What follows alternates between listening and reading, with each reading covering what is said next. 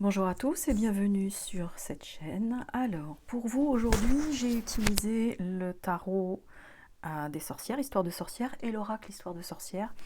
Et donc, j'ai eu ce tirage-là. Donc, j'ai eu le monde, le roi d'épée, le 8 d'épée. Et j'ai voulu savoir un petit peu plus par rapport à ce 8 d'épée, savoir ce qui vous enfermait. Et j'ai trouvé le 4 de coupe. En oracle, j'ai tiré la carte de la gratitude. Alors, il est souvent dit que la carte du monde n'a pas de valeur négative, entre guillemets, ce qui est à peu près ce qui n'est pas faux. Mais par contre, je n'aime pas trop quand elle est en début de jeu, parce que pour moi, c'est un enfermement.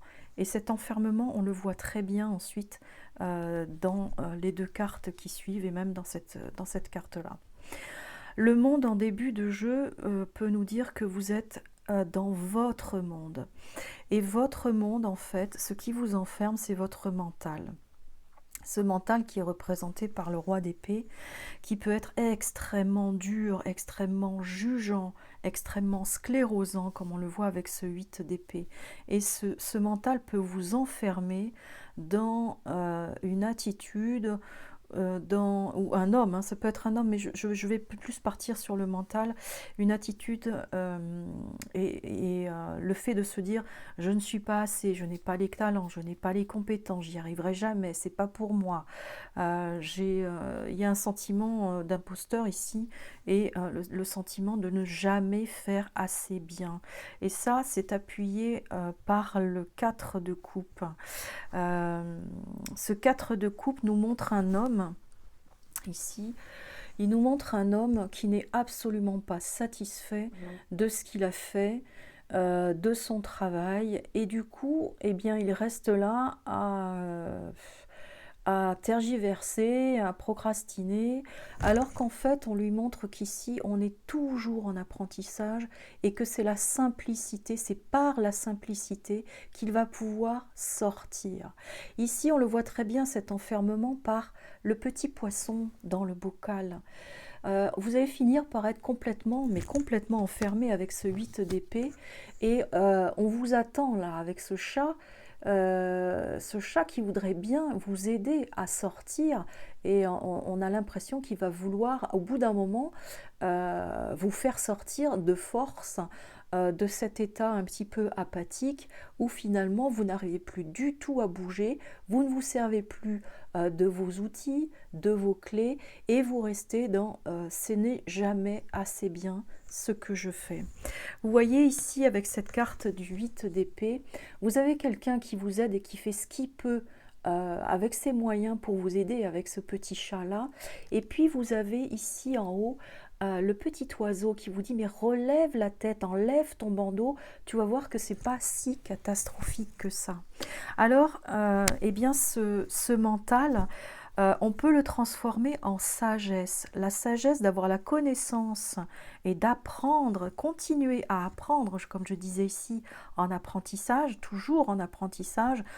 Ce n'est pas la peine de chercher la perfection, elle n'existe pas. Donc, continuez à apprendre, ne vous laissez pas déborder par les émotions. Hein. Le roi d'épée, c'est quelqu'un de froid, de pragmatique, de rationnel. On est dans la logique. Il est question avec lui de garder son sang-froid, de ne pas s'épancher et de continuer et de ne pas s'enfermer dans ce monde. Soit je sais tout, ça y est, c'est bon, je n'avance plus et du coup on est complètement enfermé, soit non, je n'y arriverai jamais, c'est pas pour moi, je n'ai pas assez la connaissance, etc. Et donc du coup je préfère rester dans mon petit monde bien à l'abri, bien au chaud. Or ici vous voyez ce que le vent échappe en fait ce chapeau. Le chapeau c'est le mental. Le vent vous dit mais lâchez tout ça et regardez l'abondance en fait différemment. Et cette abondance différente, elle est représentée par la carte de la gratitude. On voit une très très belle carte ici dans les couleurs violette, rose et verte. Donc le spirituel ici, le spirituel c'est la sagesse du roi d'épée où on n'est pas dans les épanchements, mais plutôt dans la lucidité en fait. Et on a ces couleurs du cœur, hein, rose et verte, qui va vous permettre exactement ici, on le voit avec ce vent-là, qui va vous permettre de lâcher la tyrannie du mental pour pouvoir opérer une transformation à la fois pour vous, mais aussi dans le monde dans lequel vous évoluez autour de vous. Et vous voyez ici, on a un très très beau symbole du lys. Le lys, c'est la royauté. Donc il n'est pas question d'être royal, entre guillemets, en sachant tout, en étant très très froid, très dur avec vous. Il y a quelque chose de très très dur ici, très dur avec vous et peut-être avec les autres, hein. Un enfant, quelqu'un qui essaie d'apprendre, qui essaie ici de faire de son mieux. Mais cet enfant, c'est une part de vous qui essaie de faire de son mieux, que vous jugez, que vous rabaissez.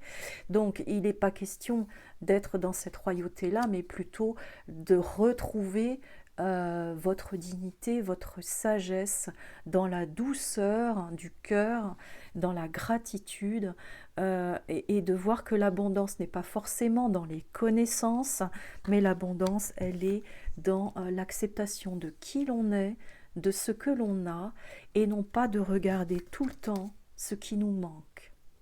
Voilà. Et donc à ce moment-là, vous avez un très grand vent ici et ici de libération et le monde à ce moment-là devient la libération, un très grand vent de libération et de transformation, autant pour vous que pour ceux qui vous entourent.